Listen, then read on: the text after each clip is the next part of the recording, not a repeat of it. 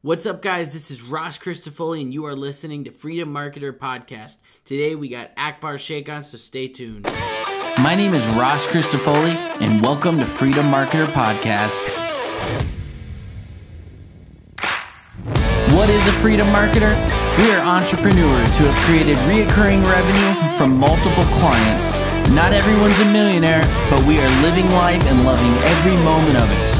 In this series, you will learn the secrets to creating a profitable and sustainable marketing agency. Welcome to Freedom Marketer Podcast. Okay, guys, what is up? So we have got the man of the hour, Akbar, the man who needs zero introduction. I think that everybody knows who you are by now, man. So I want to first of all thank you. It sounds like you're like at a racetrack or something. Yeah, I don't know. We got to show off with a new car, I guess. Gotcha. He's got to let everybody know he's got a new car. So, so tell us where you're at first of all, because obviously people can see the Wi-Fi is a little shaky, and you look like you're sweating your buns off.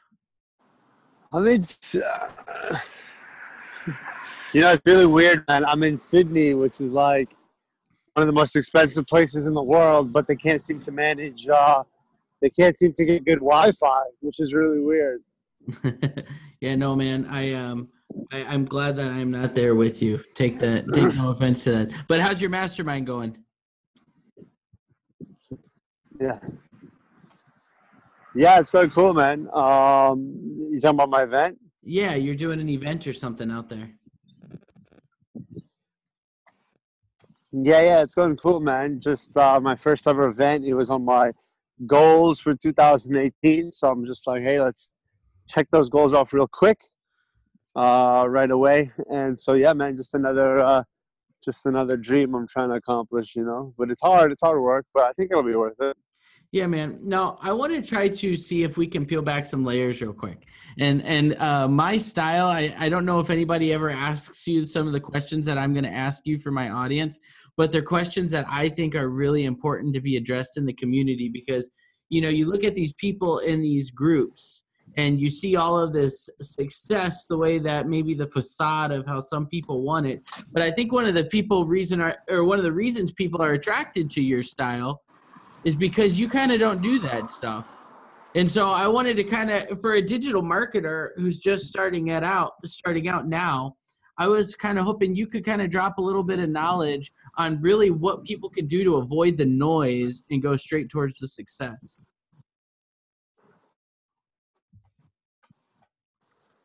Yeah, man. Wait, that was interesting. Can you repeat that? I mean, what is it that most people do that you said that I wasn't doing? Well, there's a facade that people put up. Like it's who they want to look like versus who they actually are. And maybe it's by going and doing these photo shoots of craziness and whatnot. But I feel like when we watch your live videos and when we follow your content, like we're actually looking at Akbar. We're not looking at who Akbar wants to be. And so there's a lot of, that's part of the reason I'm in on here. Yeah, man. That's a great question, actually. I love this topic. Here's the thing. Your crew has like a question. I'm happy to answer it. What I try to explain to people, man, is that the most profitable person you could be is actually yourself, right? So it's like, here's the thing, is that people try to, I hate this copycat stuff, right? Like, I'll go on my Facebook feed and you'll see all these people trying to get engagement with all this nonsense, right? Like, hey, in the comments below, put a GIF of your spirit animal and tell me, what spirit animal you're feeling like today. And they're just like, they're trying all these like silly things that they're just seeing other people do to get engagement. Like, okay, what do you guys like? Who do you guys like to win American Idol finale tonight? Comment now right here below. It's like, dude, come on now. Like the main thing, right? And I actually haven't had a chance to do a Facebook Live on this topic and I want to, but I'll show you. Can you see this? Yeah. So like where I'm staying right now, right, is kind of like, I don't know, Beverly Hills, right? It's like nothing but like really nice mansions and stuff.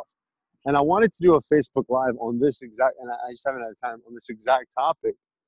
And that is like, is this what you really want? Like, is this what you really want? Because a lot of people think they want, because I interview entrepreneurs from newbies to like people who've generated over $500 million and more actually. And everyone kind of in the middle stages is like, hey man, I want $1 million. Or I want, and a lot of people are chasing like the mansions and this and that. And the thing is like, what I want to explain to them is like, have you actually like, oh, you want to get $1 million? Like, what do you want to do with that? Like, why? You know what I mean? And what they're actually like, their reasons are always the same, right? They're always just like, oh, financial freedom. I want time freedom. I want to be able to go to like, I want to be able to go to, I don't want to worry about finances anymore. I want to help my mom out.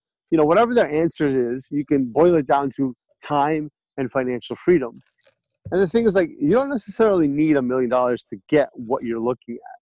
So I think people are looking at things in reverse order, right? Because a lot of people, they want this, they want these mansions. But can I tell you something? I mean, I've been staying here in one of these mansions since I got to Sydney. It's really not a big deal. I mean, I think a lot of people get really disappointed if this is your end goal. I mean, they're big, they're lonely, a lot of upkeep. You sound like Solomon. It's whatever. Uh-huh. You sound like Solomon. What'd you say? Yeah. Yeah, no, it's just like, it's just like, you know what I mean? The thing is that what people really need to do is really, really, really sit down and understand what they want. And you don't need that. And then you don't really, a lot of times you'll find you really don't need that $1 million to achieve that. You know what I mean? So for me, for example, right? Like, I don't do a lot of these typical like digital marketing things, right? Like all sorts of like email sequences and all sorts of squeeze pages and all sorts of like testing and all this stuff. And we're still like a top 1% earner in this $186 billion industry. And it's because like we've really, and it took many, many years to do this, but we fine-tuned exactly what it is that we want, right? And for me, it's just to help people, right? For me, I found my core, and I've finally understood that, and this came after like talking to many entrepreneurs, is that entrepreneurs are inherently good people, and they want to make more money because they want to take a portion of that, and they want to give it to their families, communities, and favorite charities. So then we're all given skills. I have some skills that help people increase their revenue and scale to 7 figures and beyond. So that's what I want to do, is help entrepreneurs make more money so that they can give it to their families, communities, and charities, hence making the world a better place. Hey, Akbar? Yeah, I think you just came back. Okay, you came back. But we heard some of the good stuff. Oh, can you hear me? You were just about to get into like some really good stuff there, and then all of a sudden it went out. But we can hear you now. Oh, that sucks. Where did you last cut off? You were talking about how people need to know what they really want, and then you started going into whatever you were about to go into, and all of a sudden it stopped on you. But I have a question for you. Yeah. I don't want to make you backtrack, and I know that you don't have tons and tons of time, so I have another question that I was hoping to get an answer out of you on. Yes. So I think of you as, when I think of like the funnel guy, the guy who's going to build people a 7-figure funnel, I think of Akbar, high-end funnels. And I don't know, you can tell me I'm wrong if I'm wrong on this. I'm not too prideful to take it, but I tell people that, there's two different kinds of people who make money with funnels. There's the kinds of people who are really good at building funnels, and that's why they do it. And then there's the kinds of people like me who their funnels are actually fairly ugly, but because they focus more on what's going on under the tip of the iceberg, they end up still getting a level of success out of their funnels. Do you think that you make more money by focusing on what's under the tip of the iceberg, or by focusing on the tip of the iceberg? One of my most profitable.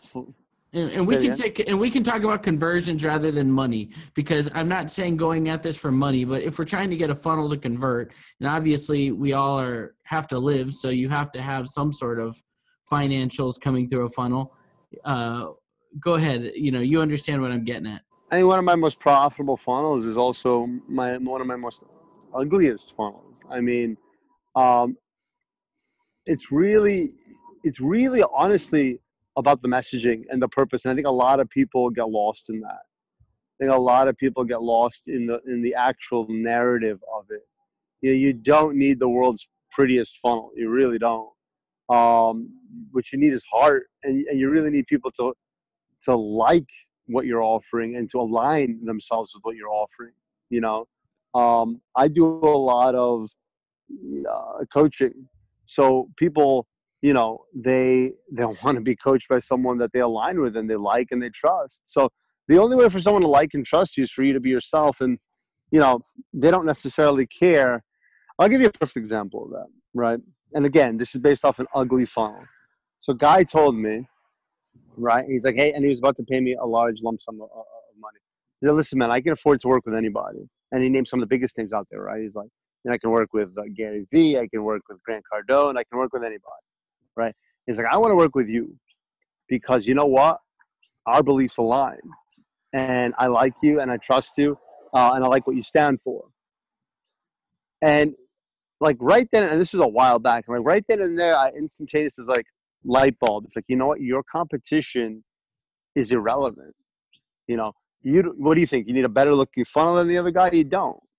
You really, really don't. You just need to be you.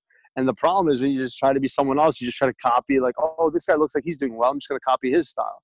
That doesn't work because that's not you. You know what I mean? So going back to the most profitable person in the world is absolutely just yourself. It's funny. My dad had a company way back when. It was called UBU. Yeah, and that's really what people need to be. Man, so if people want to learn more about like your belief systems, your style, all of these things that you're kind of saying, and then before I get into a couple questions that some have asked, and if you guys have questions, go ahead and drop them now, because how can they do that? Because I know you have a book, you have an inner circle coming up, you have a lot of things. Like, how can people get more involved with what you're doing? And also, where do they need to be in their businesses to kind of be a prerequisite to be able to join what you're trying to do? Man, that's a great question. So like, I mean, a couple of things. Like, you can follow me on Facebook. I try to put a lot of content out on there. I have a nice Facebook group, Two Comma Club. It's called the Two Comma Club. I have a book, which I'd love to give you guys an access to it for free. It's $47 on Amazon. They can get it for free at my website, which is my name, akbarsheiq.com/bestseller. And I'm coming out, like, if you want to work with me one-on-one, you can go to my website, or I'm launching an inner circle for everyone and their mother, because I truly do want to help all entrepreneurs, no matter what level they're at, scale to 7 figures and beyond, whether they're newbies or whether they're doing a heavy 6 figures or whether they're doing 7 figures. That's launching shortly. You can go on the wait list by going to my website, akbarsheiq.com/wait, which is not the world's most creative I just posted link, links to both in the questions here, so they can click on either one of those. Nice. So awesome. I do have a question here. Andrew asks, and he's a fan of yours, Andrew Stutzman. He's actually a student who just joined my program, and he just landed his first client, which was really cool. But he says to you, sweet. What's up, Andrew? Is $10,000 a month goal too small of a goal?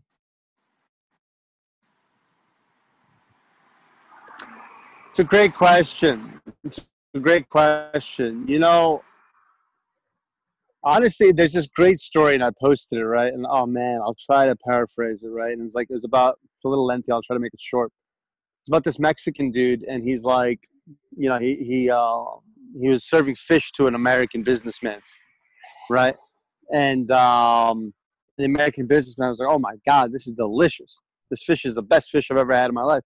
What do you do?" He's like, "Oh man, I go out there and I catch these fish. I have my own unique style, and I catch them and I bring them to the beach and I just sell them to a couple of people." He goes, "Oh my God, this is amazing. Can you get a lot more of this?" He's like, "Yeah, I could." It's like, "What's your life like right now?" He's like, "Oh man, I live a very busy and fulfilled life. I go fishing in the morning, wake up early in the morning. I go fishing for a couple hours. I come back home, spend some with my wife and my kids. We have siesta. We go out for lunch every day. We go for a walk on the beach. I go to my kids' school, and then I go for a nice walk, underneath the stars and play my flute every night. I live a very, fulfilled life." And the business is like, "Oh my God, listen, this is what we need to do. I'm going to take you. I'm a Harvard MBA. All right. I need to, help you. I'm going to get you these fish. I'm going to get you a distribution center right here in Mexico. We're going to get these fish. We're going to get commercial boats. We're going to get a loan. We're going to get commercial boats. We're going to get all these fish. We're going to manufacture them. We're going to ship them all over the South. All right. We're going to make an empire out of this. We're going to take our loans, and then after 20 years of hard work, we're going to IPO, and this is going to be $1 billion corporation. And the Mexican guy's like, wow, okay, so you want me to work real hard for 20 years, and you want me to get these factories, and you want me to get these distributions and all these loans, and you want me to get all this activity. He's like, okay, then once I sell, and then he's like, okay, cool. Once I sell for $1 billion and then I retire, what's my life going to look like? And the American businessman says, well, then, you can go in the morning, you can wake up early, you can go fishing, you can come home and spend some time with your wife, you can go for a walk on the beach. At night, you can play the flute. You live a very fulfilled life. You know what I mean? So the point is like, what kind of life do you want? Yeah. It might be like, for me, $10,000 a month is not going to do anything for me, right? Because I have big goals of helping a lot of people. We help a lot of blind kids regain their vision. We sponsor a lot of orphans. We do a lot of philanthropy stuff. So for me, 10,000 is not even going to cover my expenses. My expenses are actually more than that. So I need to make, a tremendous amount of money to make my goals come true. But your goals might be, other people's goals might be different. So you have to, again, it goes back to that. What are your goals? And they see, people are like, I want to make this. And then X, Y, Z.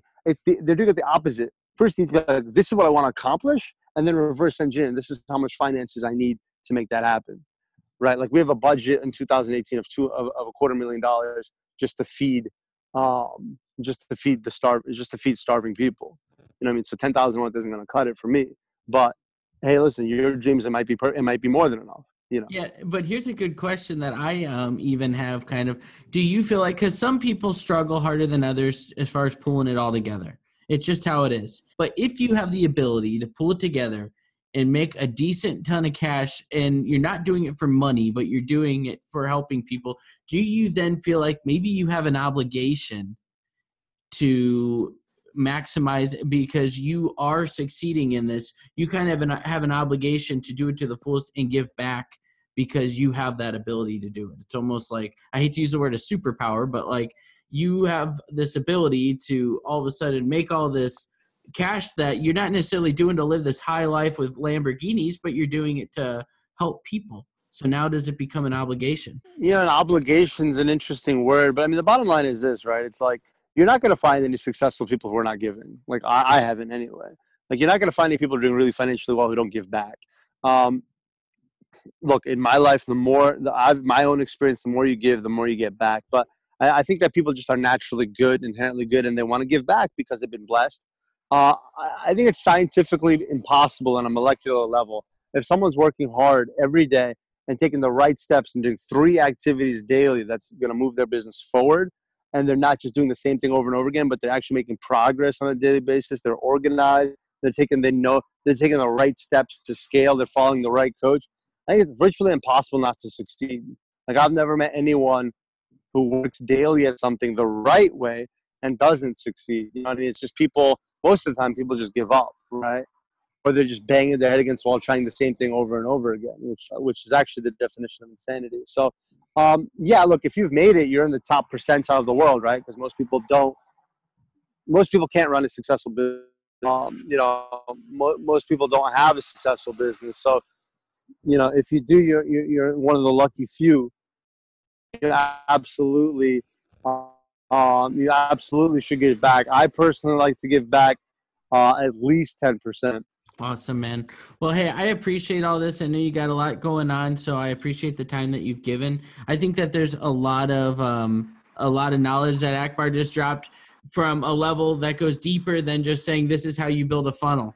Because in reality, people can talk about technical little things and all that junk all day, but those things are so surface level understandings of our business. We dig deeper into some of these things as far as why we're running our business, what kind of lifestyle we want to design for ourselves, who we want to help. And what's funny is there's so many offshoot benefits of what Akbar said. For instance, he just made mention he's never seen a successful person who doesn't give back. I recently was listening to somebody talk about how when you give away stuff, you have the mindset that money is not scarce and it becomes easier to make more and more.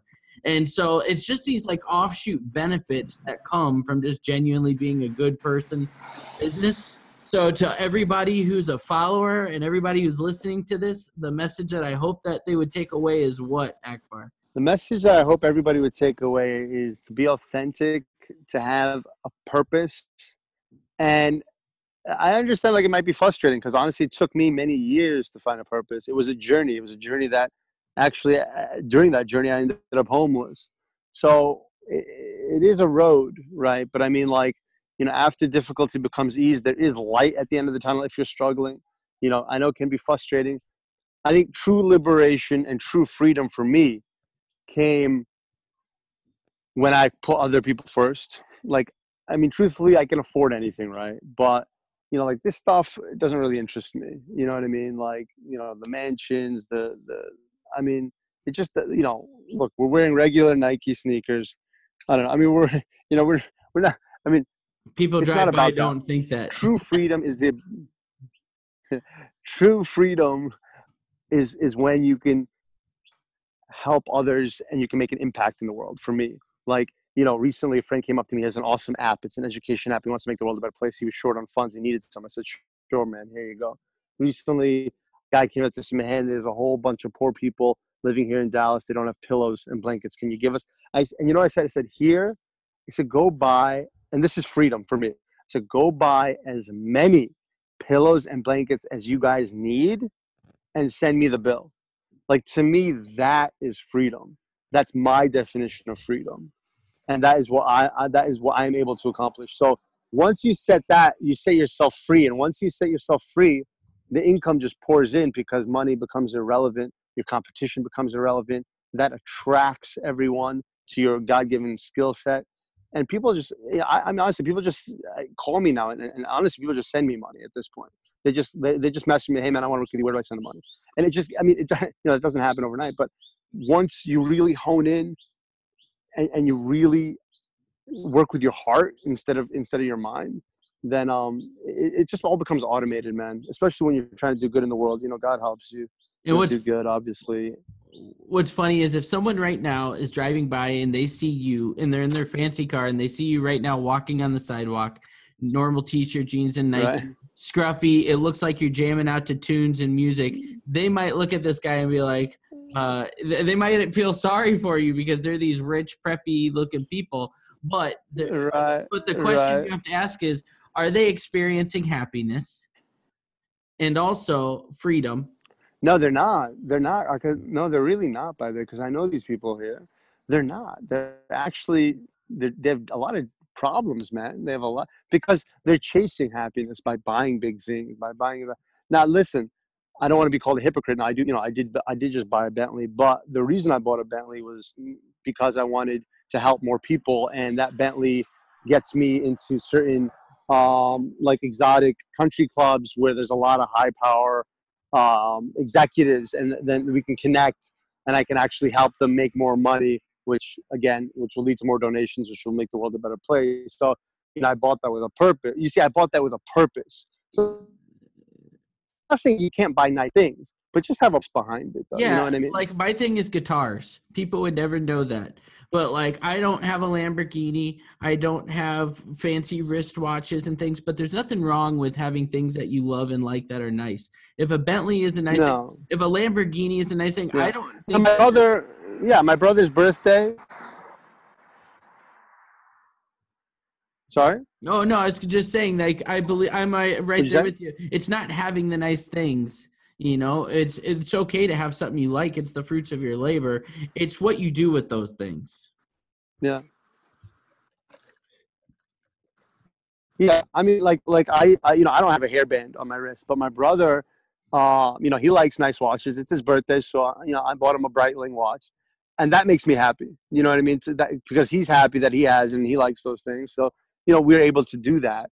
So, it's about, again, man, it's about what makes you happy, then reverse engineer. That, I hope that's what people take away from this, is like set your goals and then reverse engineer. Don't be like, okay, I want $1 million because ABC. It's like, I want ABC. And then here's the problem, right? 99% of people I talk to, and I ask them how much you want to make, they all say, $1 million.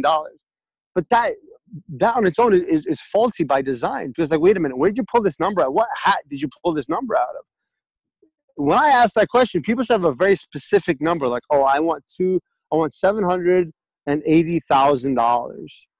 And I'm like, now you're talking, because now I know you have a plan, and that number came from somewhere. Because, okay, I want to help these many people. Okay, I want to buy my mom this. My mom's in debt. I want to get out of debt. Okay, I want to buy this little warehouse for my business. Like that is a plan. But when you just come up with this blanket statement, oh man, I just want to make $1 million, you're setting yourself up for failure. I just had that it's so true. Yeah, I love that, man. I agree 100%. Now I have a question. If people want to hear you drop in more thoughts like this, don't you have a podcast somewhere that people can listen to? No, I do Facebook Lives on my Facebook page. We'll launch a podcast. We're gonna launch a podcast, but right now I just had to do Facebook Lives. Okay. Most of my content's on my Facebook page. Yeah. Gotcha. I thought I read somewhere that someone saw something. Okay, cool, man. Well, hey, thank you so much for your time, dude. I appreciate this so much. And if you have anything you ever need from me, let me know. And I know my audience here absolutely appreciates it. And if you want, I can get you a copy of this. Thanks, man. Yeah, man. We really appreciate it. Thanks for having me. And I wish everybody nothing but the best. Hey, see you, man. Have a good one.